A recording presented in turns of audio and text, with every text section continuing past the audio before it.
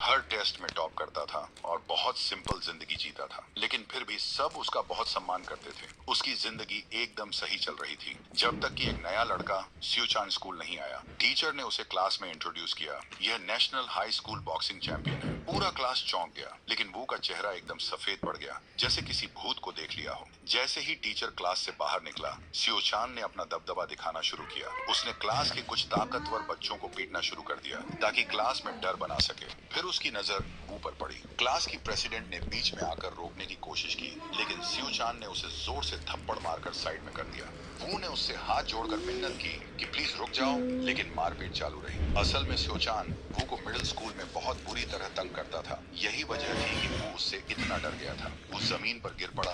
धीरे धीरे उसकी आंखें बंद होने लगी। उसी वक्त जमीन पर पड़ा एक पेन उसकी नजर में आया। वो बिना सोचे समझे उसकी तरफ हाथ बढ़ाता है। उसकी आंखों में एक चिंगारी सी थी। सियोचान अब भी मुस्कुरा रहा था और बोला, चलो मारो मुझे, हिम्मत है तो। वो पल वू के लिए एकदम आखिरी। सालों की डर, गुस्सा और बेइज्जती का गुस्सा एक साथ फूट पड़ा। वू ने वो पेन सीधा सियोचान की आंख में घुसेड़ दिया। पूरी क्लास हैरानी से जड़ हो गई। सियोचान चीखते हुए अपनी आंख पकड़कर जमीन पर गिर पड़ा। चोट इतनी गहरी थी कि उसकी आंख हमेशा के लिए खराब हो गई। चूंकि ये सेल्फ डिफेंस नहीं माना गया, वू को 3 साल की किशोर सुधार गृह की सजा मिल गई। उसकी माँ फूट फूट कर रोने लगी। एक होनहार स्टूडेंट का भविष्य पल में टूट गया, जैसे झाग वाला बुलबुला फूट जाए। जब उसे बस में डिटेंशन सेंटर ले जाया जा रहा था, पीछे की सीट पर एक आदमी बैठा था जिससे सब दूर रहना चाहते थे। वू की सीट एक तेज तर्रार सुनहरे बालों वाले लड़के ने ले ली, इसलिए वू को उसी डरावने आदमी के पास बैठना पड़ा। जब उस आदमी ने वू की तरफ देखा तो वो डर से कांप गया। डिटेंशन सेंटर में पहुंचते ही सबकी चीजें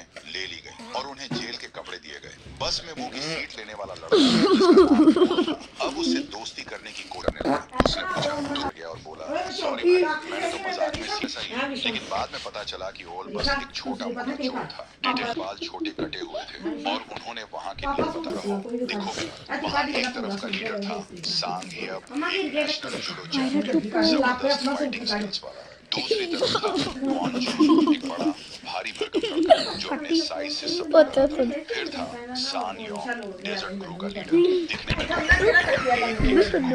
डिटेंशन सेंटर एक जंगल जहाँ हर कोई ताकत लड़ रहा था। हाल ही में वॉन्जू और सान योंग दोनों उन्होंने झूठा झगड़ा किया और कहा कि सांगियप जो उनका सबसे बड़ा दुश्मन था ने उन्हें सिगरेट चुराई और उन पर हमला किया। इससे सांगियप को सॉलिटरी कंफाइनमेंट मिला और अब वॉन्जू और सान योंग की खुली चल रही थी। लेकिन एक लड़का ऐसा भी था जो किसी भी और जिससे खुद टॉप डॉग्स भी डरते थे, जो बस में उनके बगल में बैठा था। डूहान कोई आम कैदी नहीं था। कोरियन मार्शल आर्ट्स का लीजेंड, सबसे कम उम्र में वर्ल्ड चैंपियन। उसने मां और बहन को किया। आज डूहान ने पूरा घर छान मारा, पर उसे मां और लाश उसकी बहन का आखिरी शब्द था, जो आज भी उसके कान में गूंजता है। तभी किसी ने पीछे से उसका गला दबाया, लेकिन उन्होंने गलत आदमी को चुना। फौरन से पकड़ा, मां की हालत देखकर उसका गुस्सा फूट पड़ा। उसे दूसरे तीसरा हमला करने आया चाकू लेकर, लेकिन डूहान ने उसे पकड़ा। तीनों की मौके पर मौत हो गई।